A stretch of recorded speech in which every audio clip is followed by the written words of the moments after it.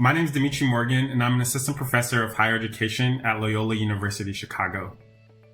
What does full participation look like in higher education when, according to a 2018 Gallup poll, less than half of U.S. adults have confidence in higher education? Unsurprisingly, there is a huge partisan divide in the results, with people who identify as Republican more likely than Democrats or independents to be skeptical of higher education. How do we make moves towards full participation in higher education if partisanship and polarization influence how people view, access, and engage in higher education? In the backdrop of the momentous 2008 election, I was grappling with an emerging identity of a Black conservative and caught up in this tension between wanting to contribute to Black liberation and uplift, but being unconvinced that government intervention was the appropriate way to realize those aims. It was through the patience and thoughtfulness of multiple student affairs professionals and faculty that pushed my critical thinking and ability to engage in tough political conversations with a posture of openness and reflection. I was pushed to improve my writing and to work with others who disagree with me on projects to humanize them and navigate our differences. I had student organization experiences and my historically Black fraternity that allowed me to engage with peers in a meaningful and life-changing way that highlights the importance of difference within difference. I was encouraged through career counseling sessions to explore career paths that might allow me to follow my interests and passion for understanding political realities. What I'm getting at is that I am in part a product of all the things research has said are desirable in post-secondary educational experiences: study abroad, meaningful experiences with staff and faculty, rigorous classroom experiences, undergraduate research, and complementary co-curricular experiences. The key difference for me and what my research has tried to highlight is that the politically polarizing context that is ever present means that engaging in politics inside and outside the classroom serves as a site of deep learning and personal growth for me and for the students that have participated in my studies. What happens when students do not see the connection between their educational experience and their politics is the ability to have their thoughts and ideas untroubled, and that creates the conditions for polarization to fester. Thus, to break through the polarization and make moves towards full participation, I'm calling for a renewed focus on political pedagogy in higher education that promotes politically dynamic and inclusive institutions. Politically dynamic and inclusive institutions are where student affairs professionals, faculty, policymakers, and students work together to infuse a political pedagogy into the culture and climate of both curricular and co-curricular spaces in order to help institutions remediate political inequities. Taken together, this type of campus culture and climate is one where there is more of a focus on the process of political learning and the many opportunities for reflection and political meaning making, rather than simply a focus on being neutral or a backdrop to students' political performance. Moving forward, we must better and with more nuance devise ways to evaluate and assess political learning in post-secondary education. Much has been gained in the areas of diversity and equity, interfaith studies, and student leadership because a suite of tools have been developed that help administrators and faculty speak to the impact and influence they have on students in those domains. The same needs to be done with political learning. Hello, ASHE colleagues. I'm Martinez-Aleman from Boston College. For some time now, Heather Owen, Kenyon, and I have been examining the role that social media play in the college experience of students of color. Today, I want to very briefly share with you what our scholarship tells us about the ways in which social media, consumption, communication, impact the experiences of our students of color on campus, in particular, how experiencing racism and racial aggressions online can negatively impact their mental health. The goal of this work has been to broaden practitioners' knowledge of the many ways in which racism penetrates and subverts student culture, adding yet another dimension for practitioners to include in their anti-racist strategies and programs. Today, the work I'm going to talk about a little bit is our work on racialized aggressions on social media and student of color mental health.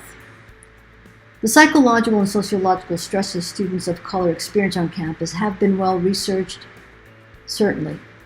And traumatic stress theories has now been extended to include the psychological trauma of racism. We know that students of color report higher levels of depression, academic distress, and hostility more so than their white peers during college. And we know that racial discrimination negatively influences students of color mental health. But how does racism extend beyond face-to-face discrimination to online spaces that are so central to college student culture? Not surprisingly, using the racist aggressions on social media survey, we found that experiencing racialized aggressions on social media is positively related to an increase in mental health issues among students of color. As students of color report more routine discrimination on social media as well as on campus, they report increased mental health issues. The data suggests a clear relationship between racism that occurs on social media and our student of color's mental health. It's become quite clear that social media now constitute a dimension of students of color traumatic stress experiences on campus, and that they constitute an important element of the ecosystem of traumatic experiences while they are students on our campuses. Though the experiences of overt racism on social media are now more likely to be infrequent since the demise of anonymous sharing applications like Yik Yak, students of color are still subject to either direct or indirect racism on social media platforms. Our work provides strong empirical evidence, in my view, that everyday online discrimination has a direct effect on students of color mental health. It bolsters prior scholarship on racial aggressions and mental health, so that we know that the more frequent encounters with racialized aggressions on social media experienced by students of color, the more likely that they will be affected and that their mental health will be affected. Social media now constitute a dimension of students of color traumatic stress experiences on campus and constitute an important element of the ecosystem of traumatic experiences of college students of color, and we've got to start paying more attention to that. Our work tells us that online racist aggressions are now part of that multidimensional racism that's experienced on our college campuses by students of color. Counseling staff and other campus staff need to better understand how these virtual environments can impact student of color mental health, which I'm suspecting is also an unexamined barrier to their success. Our campus anti-racist strategies have to now consider how communication on social media can sabotage students of color, how online racism adversely impacts their quality of life on campus. Racism on our campuses certainly runs across multiple dimensions of student life, and this is just one of those dimensions that needs your attention. Thanks for listening, and I hope to see you really face-to-face soon. Thanks. Take care. Hi everyone, my name is Joy Gaston Gayles and I am Professor of Higher Education at North Carolina State University. Many of you know that I have spent my career studying intercollegiate athletics in higher ed. I'm a former student athlete. I played Division II softball at Shaw University and HBCU in Raleigh. I've worked in athletics. I've been studying student athletes since graduate school. I've published extensively in this area over the course of my 18-year career. What I know for sure is that there are many long-standing issues within college sports that complicate the good that can come from participation in intercollegiate athletics. My research agenda focuses heavily on a lot of what this challenge is about, which is full participation and valuing the lives of student athletes who compete in intercollegiate athletics, particularly at the Division I level. For the next 2 minutes or so, I want to challenge us to think about full participation relative to addressing a major problem of exploitation and devaluing of student athletes, particularly under neoliberal capitalist values that dehumanize and disenfranchise Black male student athletes in particular. We see this happening right now in the midst of a global pandemic. The problem, as I see it, can be captured under what Eddie Como and I call athletic capitalism.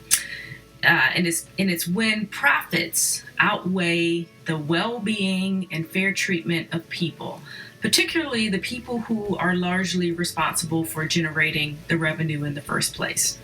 There has been a great deal of debate lately over whether or not to proceed with college football.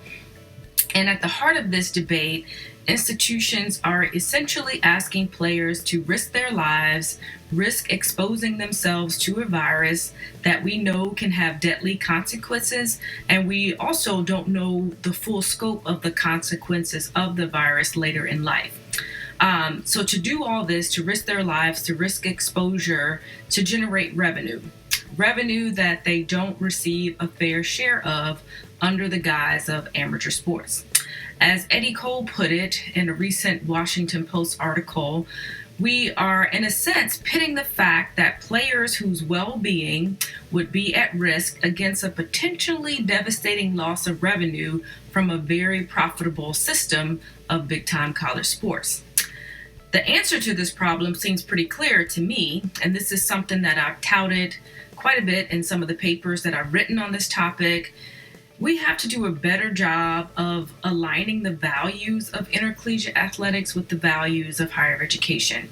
James Baldwin has a saying that rings true in this situation, and he's often quoted as saying, "I can't hear what you say because I see what you do." If you say that Black Lives Matter, then you have to show it with your actions. You have to treat Black male athletes' lives as you would treat the lives of someone in your immediate family. You have to value their lives as much as you value the profits that they generate. In response to concerns about the global pandemic, students within the ACC made a list of potential solutions to address some of their most pressing concerns for themselves, their well-being, and their safety. Number one, do not have players sign a COVID liability waiver form.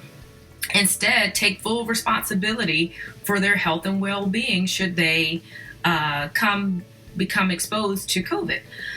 Do not terminate their scholarships if they protest or choose to opt out of the season because they are concerned about their health. These are just a couple of things that we can do to address some of these issues. And if we really want to get to the point where we advance full participation for student athletes, particularly Black male student athletes, in this particular pandemic, then we have to do a better job of treating them as humans and valuing their lives as much as we value the profits that they generate. Thank you.